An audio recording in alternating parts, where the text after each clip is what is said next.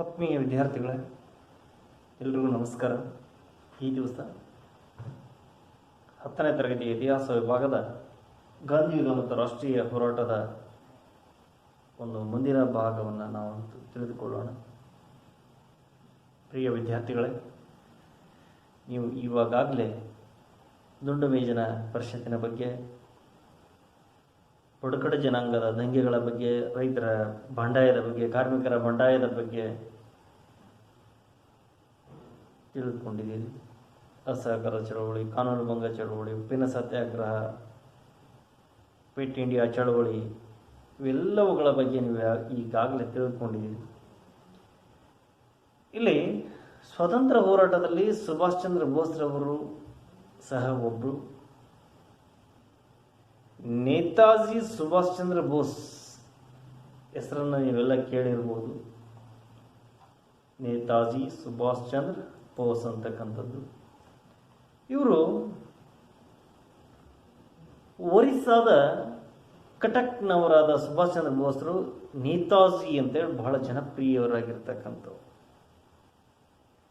ಸುಭಾಷ್ ಚಂದ್ರ ಬೋಸ್ರು ಈ ಭಾರತ ದೇಶಕ್ಕೆ ಸ್ವಾತಂತ್ರ್ಯವನ್ನು ತಂದುಕೊಡಿಸುವಲ್ಲಿ ತಮ್ಮದೇ ಆದಂತಹ ರೀತಿಯಲ್ಲಿ ಹೋರಾಟವನ್ನು ಮಾಡಿರ್ತಕ್ಕಂಥ ಮಹಾನ್ ನಾಯಕರು, ಬಹಳ ಬುದ್ಧಿವಂತರು. ಇವರು ಭಾರತ ದೇಶದ ಸ್ವಾತಂತ್ರ್ಯ ಹೋರಾಟದಲ್ಲಿ ಏನೆಲ್ಲ ಕ್ರಮಗಳನ್ನು ಅನುಸರಿಸಿದರು ಅಂತಕ್ಕಂಥದ್ದನ್ನು ಮತ್ತು ಇವರ ಜೀವನ ಮತ್ತು ಸಾಧನೆಯನ್ನು ನಾವು ತಿಳಿತಾ ಹೋಗೋಣ. ಆತ್ಮೀಯ ವಿದ್ಯಾರ್ಥಿಗಳೇ, ಭಾರತೀಯ ಸ್ವಾತಂತ್ರ್ಯ ಹೋರಾಟದಲ್ಲಿ ಸುಭಾಷ್ ಚಂದ್ರ ಬೋಸರು ಪಾತ್ರ ಒಂದು ದಿಟ್ಟ ಮೈಲುಗಲ್ಲು ಅಂತಲೇ ಹೇಳ್ಬೋದು. ದಿಟ್ಟ ಮೈಲುಗಲ್ಲು ಅಂತ ಹೇಳ್ಬೋದು. ಯಾಕೆಂದರೆ ನೋಡಿ, ಭಾರತೀಯ ನಾಗರಿಕ ಸೇವಾ ಪರೀಕ್ಷೆ ಅಂತೇಳಿ ಅವಾಗ ನಾವೇನು ಈಗ IAS ಅಂತ ಏನು ಕರಿತಾ ಇದ್ದಾವಲ್ಲ, ಈ ರೀತಿಯಾಗಿ ಅವಾಗ ಬ್ರಿಟಿಷ್ ಸರ್ಕಾರ ಏನು ಮಾಡ್ತದೆ, ಭಾರತೀಯ ನಾಗರಿಕ ಸೇವೆ ಅಂತ ಹೇಳಿ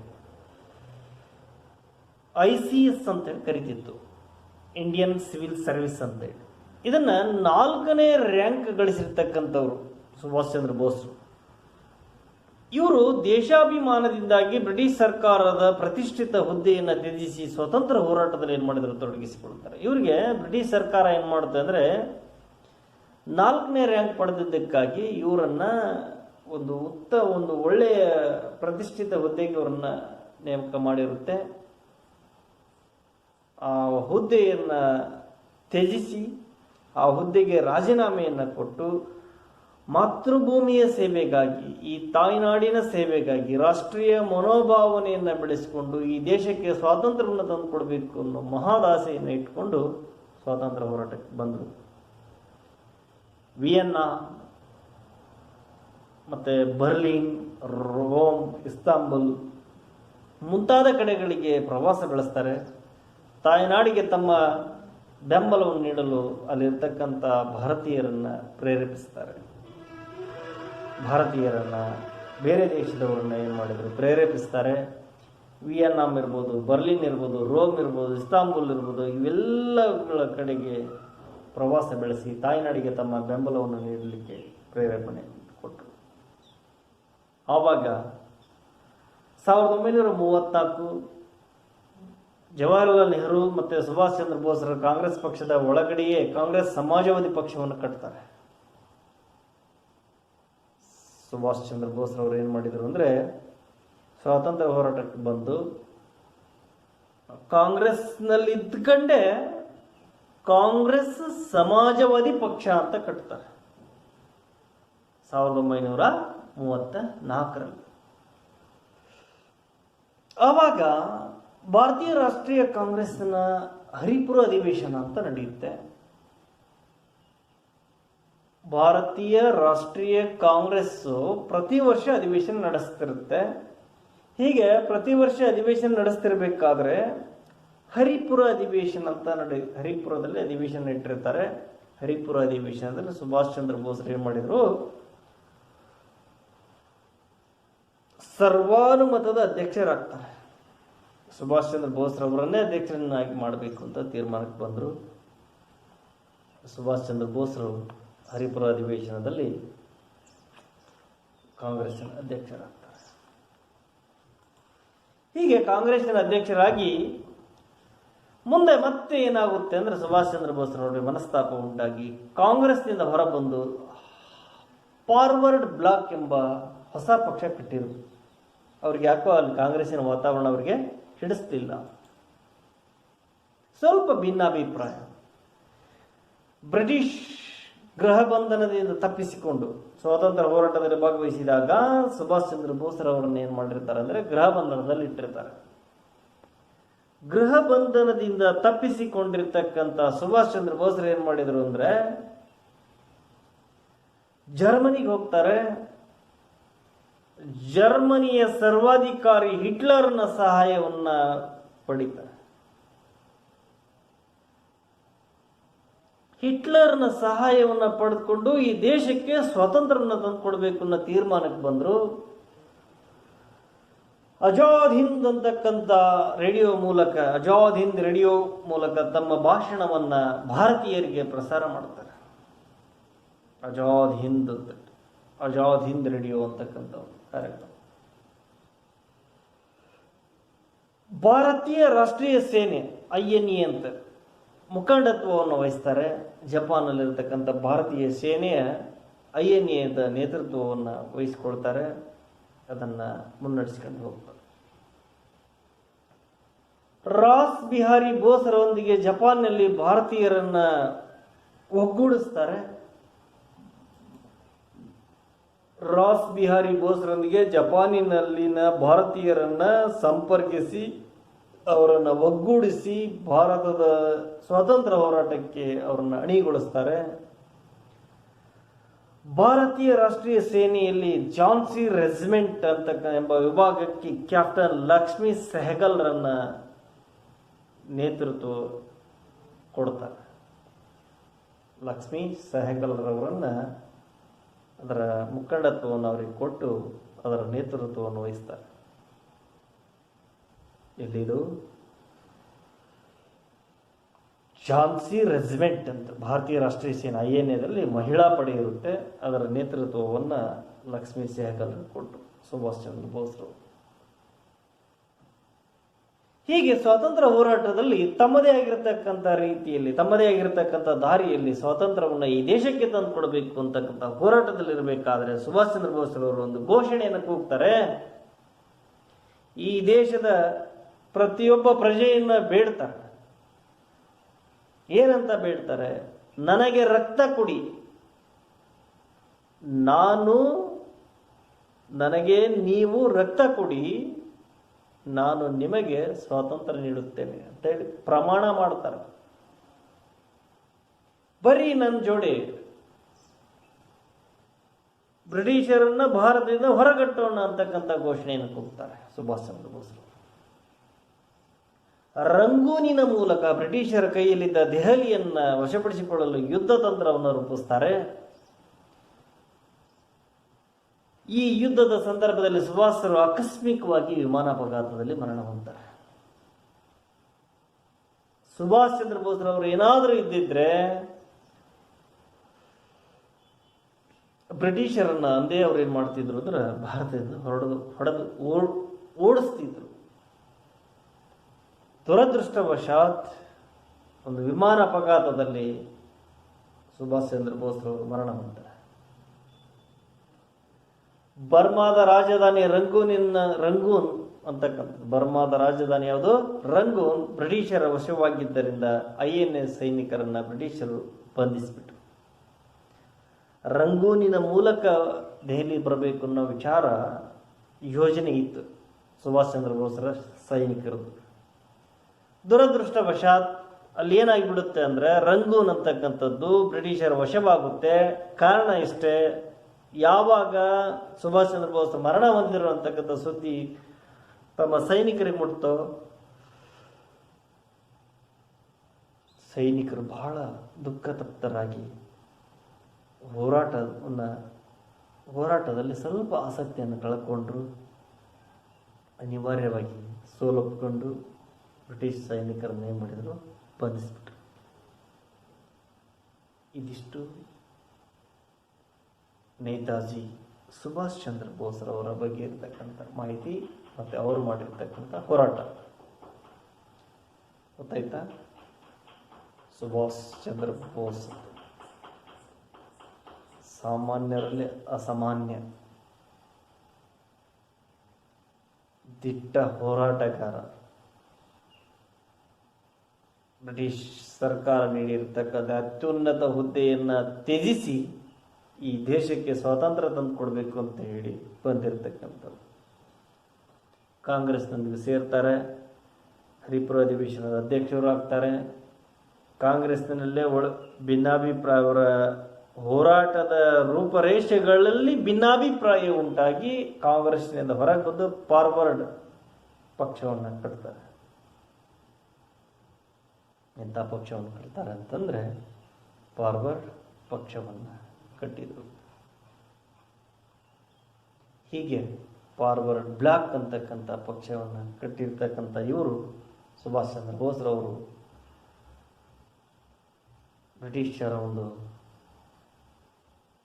ದಬ್ಬಾಳಿಕೆಯ ವಿರುದ್ಧ ಹೋರಾಟ ಮಾಡತಕ್ಕಂಥ ಒಂದು ಈ ಸಂದರ್ಭದಲ್ಲಿ ಬ್ರಿಟಿಷ್ ಸರ್ಕಾರ ಇವರನ್ನು ಬಂಧಿಸುತ್ತೆ. ಬಂಧನದಿಂದ ತಪ್ಪಿಸಿಕೊಂಡು ಎಲ್ಲಿಗೆ ಹೋಗ್ತಾರೆ ಅಂದರೆ ಜರ್ಮನಿಗೆ ಹೋಗ್ತಾರೆ. ಹಿಟ್ಲರ್ನ ಸಹಾಯವನ್ನು ಪಡ್ಕೊಳ್ತಾರೆ. ಭಾರತೀಯರಿಗೆ ರೇಡಿಯೋ ಮುಖಾಂತರ ಭಾಷಣವನ್ನು ಮಾಡಿ ತಮ್ಮ ಸಂದೇಶವನ್ನು ಕಳಿಸ್ತಾರೆ. ಭಾರತೀಯ ರಾಷ್ಟ್ರೀಯ ಸೇನೆಯ ಮುಖಂಡತ್ವವನ್ನು ವಹಿಸಿಕೊಂಡು, INA ಮುಖಂಡತ್ವವನ್ನು ವಹಿಸಿಕೊಂಡು ಸೇನೆ ಸೇರಲಿಕ್ಕೆ ಎಲ್ಲರನ್ನು ಪ್ರೇರೇಪಿಸ್ತಾರೆ. ಜಪಾನಿನಲ್ಲಿ ರಾಸ್ ಬಿಹಾರಿ ಬೋಸ್ರೊಂದಿಗೆ ಸೇರಿಕೊಂಡು ಭಾರತಕ್ಕೆ ಸ್ವಾತಂತ್ರ್ಯ ತಂದು ಕೊಡಿಸ್ಲಿಕ್ಕೆ ಅವರ ಸಹಕಾರವನ್ನು ಕೇಳ್ತಾರೆ. ಇನ್ನೇನು ಭಾರತವನ್ನು ವಶಪಡಿಸಿಕೊಳ್ಳಬೇಕು, ದೆಹಲಿಯನ್ನು ವಶಪಡಿಸಿಕೊಳ್ಳಬೇಕು ಬ್ರಿಟಿಷರಿಂದ ಅಂತಕ್ಕಂಥ ಯೋಚನೆ ಇದ್ದಾಗ ಅನಿವಾರ್ಯವಾಗಿ ಆಕಸ್ಮಿಕ ಒಂದು ಸುದ್ದಿ ಬಂದು ಸೈನಿಕರಿಗೆ ತಲುಪುತ್ತೆ. ವಿಮಾನ ಅಪಘಾತದಲ್ಲಿ ಸುಭಾಷ್ ಚಂದ್ರ ಬೋಸ್ ಅವರು ಮರಣ ಹೊಂದಿರುವಂತಕ್ಕಂಥ ಮಾಹಿತಿ. ಈ ಮಾಹಿತಿ ಬಂದ ತಕ್ಷಣ ಸೈನಿಕರು ನಿರುತ್ಸಾಹದಿಂದ ಹೋರಾಟ ಮಾಡ್ತಾನೆ. ರಂಗೂನ್ ಅಂತ, ಬರ್ಮಾದ ರಾಜ ರಂಗೂನ್ ಅಂತಕ್ಕಂಥದ್ದು ಬ್ರಿಟಿಷರ ವಶವಾಗುತ್ತೆ. ಅಲ್ಲಿರ್ತಕ್ಕಂಥ INA ಸೈನಿಕರೆಲ್ಲ ಬ್ರಿಟಿಷರು ಅವರನ್ನು ಬಂಧಿಸ್ತಾರೆ. ಹೀಗೆ ಸುಭಾಷ್ ಚಂದ್ರ ಬೋಸ್ರವರ ಅಧ್ಯಾಯ ಅಲ್ಲಿಗೆ ಮುಗಿಯುತ್ತೆ. ಅವರ ಹೋರಾಟ ಅಲ್ಲಿಗೆ ಅಂತ್ಯಗೊಳ್ಳುತ್ತೆ. ಇದಿಷ್ಟು ಸುಭಾಷ್ ಚಂದ್ರ ಬೋಸ್ರ ಬಗ್ಗೆ ಇರ್ತಕ್ಕಂಥ ಒಂದು ಮಾಹಿತಿ. ಇನ್ನು ಮುಂದೆ ನಾವು ಅಂಬೇಡ್ಕರ್ ಅವರ ಬಗ್ಗೆ ತಿಳಿದುಕೊಳ್ಳೋಣ.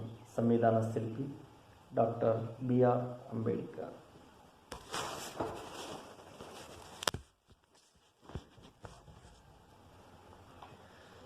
ಡಾಕ್ಟರ್ BR ಅಂಬೇಡ್ಕರ್ ಅವರು ಭಾರತ ರತ್ನ, ಸಂವಿಧಾನ ಶಿಲ್ಪಿ, ಭಾರತದ ಮೊದಲ ಕಾನೂನು ಮಂತ್ರಿ ಬಾಬಾ ಸಾಹೇಬ್ ಅಂಬೇಡ್ಕರ್. ಇವರೊಂದು ಮಾತನ್ನು ಹೇಳ್ತಾರೆ. ಏನು ಮಾತು ಹೇಳ್ತಾರೆ ಅಂದರೆ, ಸಾಮಾಜಿಕ ಸಮಾನತೆ ಇಲ್ಲದ ರಾಜಕೀಯ ಸ್ವಾತಂತ್ರ್ಯವು ಅರ್ಥಹೀನ ಅಂತ. ನೋಡಿ, ಸಾಮಾಜಿಕ ಸಮಾನತೆ ಇಲ್ಲದ ರಾಜಕೀಯ ಸಾಮಾಜಿಕ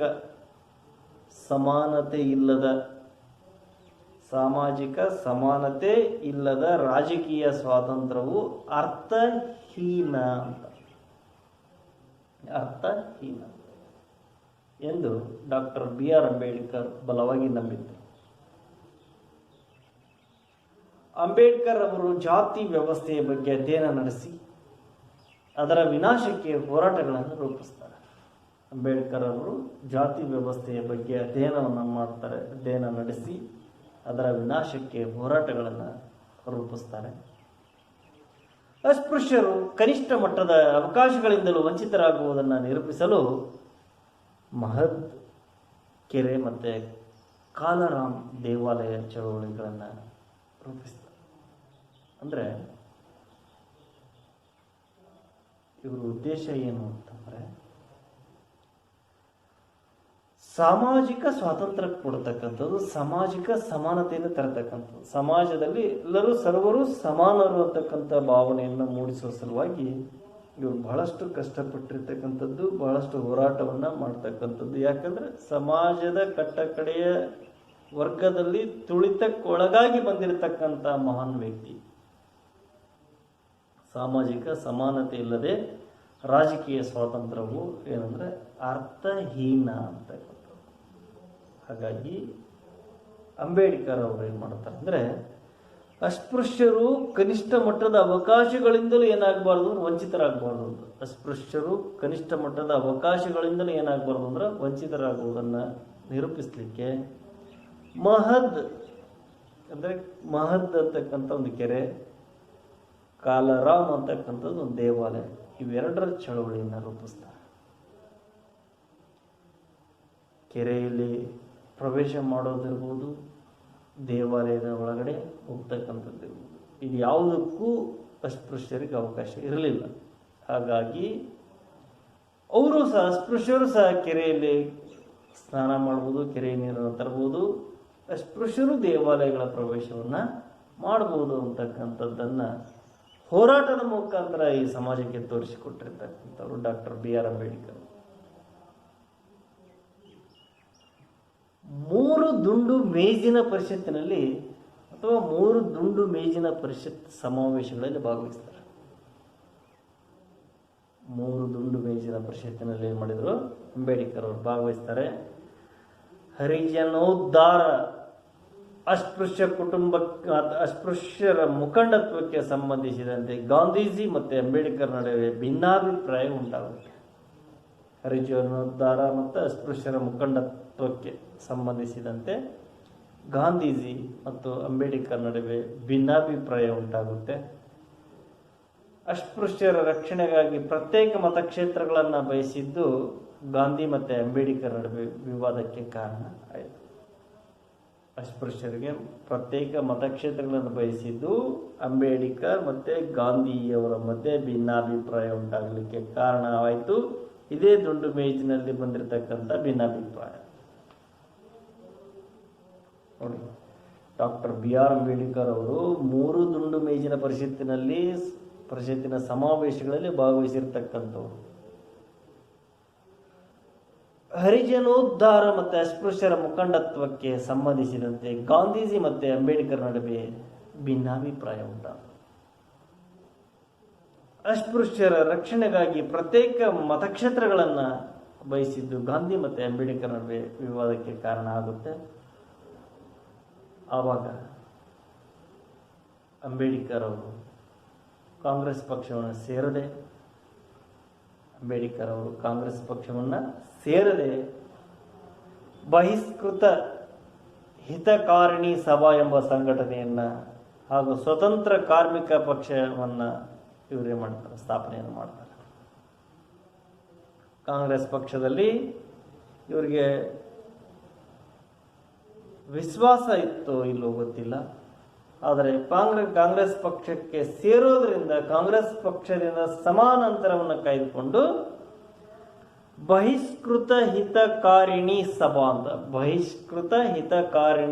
ಸಭಾ ಎಂಬ ಸಂಘಟನೆಯನ್ನು ಸ್ಥಾಪನೆ ಮಾಡ್ತಾರೆ.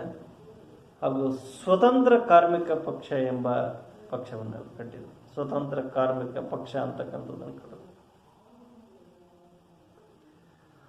ಸಂವಿಧಾನ ಕರಡು ರಚನಾ ಸಮಿತಿ ಅಧ್ಯಕ್ಷರಾಗ್ತಾರೆ ಡಾಕ್ಟರ್ BR ಅಂಬೇಡ್ಕರ್ ಅವರು. ಸಂವಿಧಾನ ರಚನಾ ಸಮಿತಿಯಿಂದ ಸರ್ವಾನುಮತದಿಂದ ಇವರೇನಾದರೂ ಆಯ್ಕೆ ಆಗ್ತಾರೆ. ಸಂವಿಧಾನ ರಚನಾ ಕರಡು ಸಮಿತಿ ಅಧ್ಯಕ್ಷರನ್ನಾಗಿ ಮಾಡಿ ಸಂವಿಧಾನ ರಚನಾ ಸಭೆಗೆ ರಚನೆ ಮಾಡುವಂಥ ಜವಾಬ್ದಾರಿಯನ್ನು ಸರ್ವಾನುಮತದಿಂದ ಅಂಬೇಡ್ಕರ್ ಅವರನ್ನು ಆಯ್ಕೆ ಮಾಡಿದರು. ಸಂವಿಧಾನದ ಕರಡು ಸಮಿತಿ ರಚನಾ ಸಭೆ ಅಂದರೆ ಸಂವಿಧಾನ ರಚನಾ ಸಭೆ ಬೇರೆ, ಸಂವಿಧಾನ ಕರಡು ಸಮಿತಿ ಬೇರೆ. ಸಂವಿಧಾನ ರಚನಾ ಸಭೆ ಅಧ್ಯಕ್ಷರು ಯಾರಾಗ್ತಾರೆ ಅಂದರೆ ಬಾಬು ರಾಜೇಂದ್ರ ಪ್ರಸಾದ್ ಆಗ್ತಾರೆ. ಸಂವಿಧಾನ ರಚನಾ ಸಭೆಯಲ್ಲಿ 22 ಸಮಿತಿಗಳು ಇರ್ತವೆ.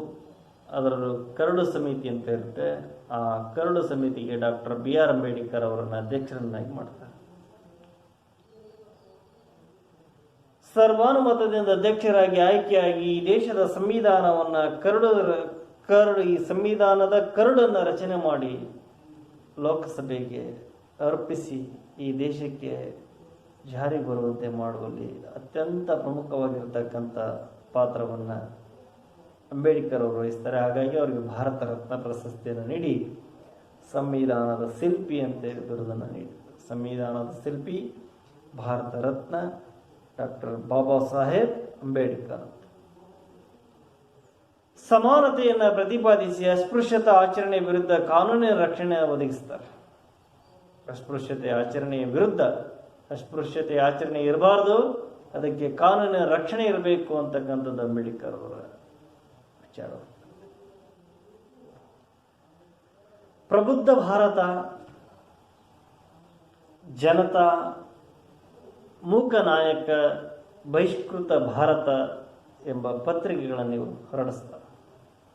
ಪ್ರಬುದ್ಧ ಭಾರತ, ಜನತಾ, ಮೂಕನಾಯಕ, ಬಹಿಷ್ಕೃತ ಭಾರತ ಎಂಬ ಪತ್ರಿಕೆಗಳನ್ನು ಇವರು ಹೊರಡಿಸಿದರು ಬಾಬಾ ಸಾಹೇಬ್ ಅಂಬೇಡ್ಕರ್ ಅವರು.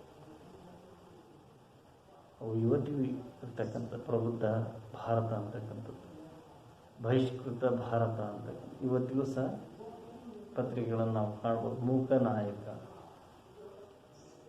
Doctor B.R. ಅಂಬೇಡ್ಕರ್.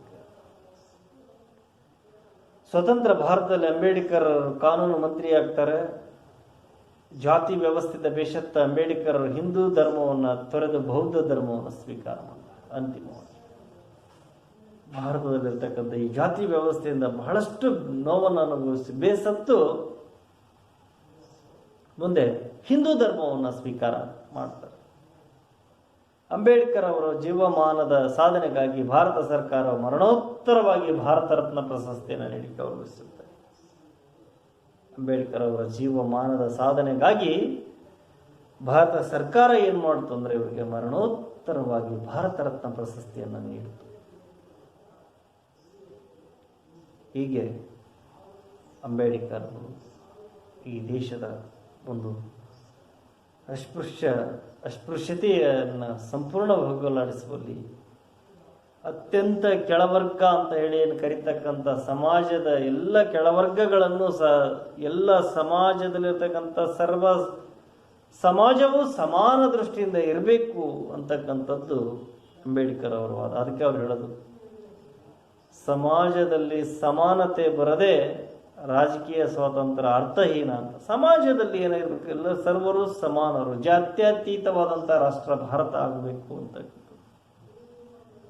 ಅಸ್ಪೃಶ್ಯರು ಯಾವುದೇ ರೀತಿಯಾಗಿರ್ತಕ್ಕಂಥ ಸಮಾಜದಲ್ಲಿ ಮೇಲ್ವರ್ಗದವರ ತುಳಿತಕ್ಕೆ ಒಳಗಾಗಬಾರ್ದು. ಇಲ್ಲಿ ಮೇಲ್ವರ್ಗ ಕೆಳವರ್ಗ ಅಂತಕ್ಕಂಥ ಭಾವನೆ ಇರಬಾರ್ದು. ಜಾತ್ಯತೀತ ರಾಷ್ಟ್ರ ಆಗಬೇಕು. ಸಮಾಜ ಒಂದು ಈ ದೇಶ ಅಂತಕ್ಕಂಥದ್ದು ಸರ್ವರು ಸಮಾನ ದೃಷ್ಟಿಯಲ್ಲಿ ಈ ದೇಶದ ಅವಕಾಶಗಳನ್ನು ಬಳಸಿಕೊಂಡು ಘನತೆಯಿಂದ ಜೀವನ ನಡೆಸಬೇಕು ಅಂತಕ್ಕಂಥದ್ದು ಅಂಬೇಡ್ಕರ್ ಅವರ ಒಂದು ವಿಚಾರವಾಗಿರುತ್ತೆ. ಹಾಗಾಗಿ ಡಾಕ್ಟರ್ B.R. ಅಂಬೇಡ್ಕರ್ ಅವರು ಸ್ವಾತಂತ್ರ್ಯ ಸಿಗೋದಕ್ಕಿಂತ ಮುಂಚೆನೆ ಈ ದೇಶದಲ್ಲಿ ಬಹಳಷ್ಟು ನೋವನ್ನು ಅನುಭವಿಸಿರ್ತಕ್ಕಂಥ ವ್ಯಕ್ತಿ ಡಾಕ್ಟರ್ B.R. ಅಂಬೇಡ್ಕರ್. ಹಾಗಾಗಿ ಅವರು ಏನು ಮಾಡ್ತಾರೆ ಅಂದರೆ, ಅವರು ಅನುಭವಿಸಿರ್ತಕ್ಕಂಥ ನೋವನ್ನು ಮುಂದಿನ ಕೆಳವರ್ಗದ ಜನ ಅನುಭವಿಸಬಾರ್ದು ಅನ್ನೋ ದೃಷ್ಟಿಯಿಂದ ಈ ಸಂವಿಧಾನದಲ್ಲಿ ಅದಕ್ಕೆಲ್ಲ ರಕ್ಷಣೆಯನ್ನು ನೀಡಿದ್ದಾರೆ, ಮೂಲಭೂತ ಹಕ್ಕುಗಳನ್ನು ನೀಡಿದ್ದಾರೆ. ಸರ್ವ ಜನರನ್ನ ಸರ್ವ ಜನಾಂಗದ ತೋಟವನ್ನಾಗಿ ಈ ದೇಶವನ್ನು ಮಾಡಿರ್ತಕ್ಕಂಥವರು ಡಾಕ್ಟರ್ B.R. ಅಂಬೇಡ್ಕರ್. ಹಾಗಾಗಿ ಈ ದೇಶದ ಸ್ವಾತಂತ್ರ್ಯ ಚಳವಳಿಯಲ್ಲಿ ಅಂಬೇಡ್ಕರ್ ಅವರ ಪಾತ್ರವನ್ನು ಹಾಗೂ ಸುಭಾಷ್ ಚಂದ್ರ ಬೋಸ್ರವರ ಪಾತ್ರವನ್ನು ನಾವು ಇವತ್ತು ವಿಸ್ತಾರವಾಗಿ ತಿಳಿದುಕೊಂಡ್ವಿ. ಈ ಇಬ್ಬರು ಮಹಾನ್ ನಾಯಕರುಗಳು ದೇಶದ ಹೊರಗಡೆ ಹೋರಾಟ ಮಾಡಿರ್ತಕ್ಕಂಥ ಸುಭಾಷ್ ಚಂದ್ರ ಬೋಸ್ ಇರ್ಬೋದು, ದೇಶದ ಒಳಗಡೆನೇ ಇದ್ಕೊಂಡು ಸ್ವಾತಂತ್ರ್ಯ ಹೋರಾಟ ಜೊತೆಗೆ ಸಮಾಜದ ಅಂಕು ಡೊಂಕುಗಳನ್ನು, ಸಮಾಜದಲ್ಲಿ ಸಮಾನತೆಯನ್ನು ತರಲಿಕ್ಕೆ ಕಾನೂನುಬದ್ಧವಾದಂಥ ಹೋರಾಟವನ್ನು ಒಂದು ವ್ಯವಸ್ಥಿತವಾಗಿ ರೂಪಿಸಿರ್ತಕ್ಕಂಥವರು ಬಾಬಾ ಸಾಹೇಬ್ ಅಂಬೇಡ್ಕರ್. ಹಾಗಾಗಿ ಇವರೆಲ್ಲರ ಇವರೆಲ್ಲರನ್ನ ವಿಸ್ಮರಣೀಯವಾಗಿ ನೆನೆಯುತ್ತಾ ಇವರು ಹಾಕಿಕೊಟ್ಟಿರ್ತಕ್ಕಂಥ ಮಾರ್ಗದಲ್ಲಿ ನಾವೆಲ್ಲ ನಡೆಯೋಣ. ಈ ದೇಶಕ್ಕೆ ಹಿರಿಯರ ಒಂದು ಕೊಡುಗೆ ಬಹಳಷ್ಟಿದೆ. ಸ್ವಾತಂತ್ರ್ಯ ಹೋರಾಟಗಾರರ ಕೊಡುಗೆ ಇರ್ಬೋದು, ಇಂಥ ಸಮಾಜ ಸುಧಾರಕರ ಕೊಡುಗೆ ಇರ್ಬೋದು. ಇವರೆಲ್ಲರ ಕೊಡುಗೆಯನ್ನು ಪುನಃ ನೆನಪಿಸುತ್ತಾ ಈ ದೇಶವನ್ನು ನಾವೆಲ್ಲ ಮುಂದಿನ ಒಂದು ಪೀಳಿಗೆಯವರೆಗೂ ಮುನ್ನಡೆಸಿಕೊಂಡು ಹೋಗೋಣ ಅಂತಕ್ಕಂಥ ಮಾತನ್ನು ಹೇಳ್ತಾ ಇವತ್ತಿನ ದಿವಸ ಈ ಒಂದು ಅವರಿಗೆ ವಿದಾಯವನ್ನು ಹೇಳ್ತಾ ಎಲ್ರಿಗೂ ನಮಸ್ಕಾರ.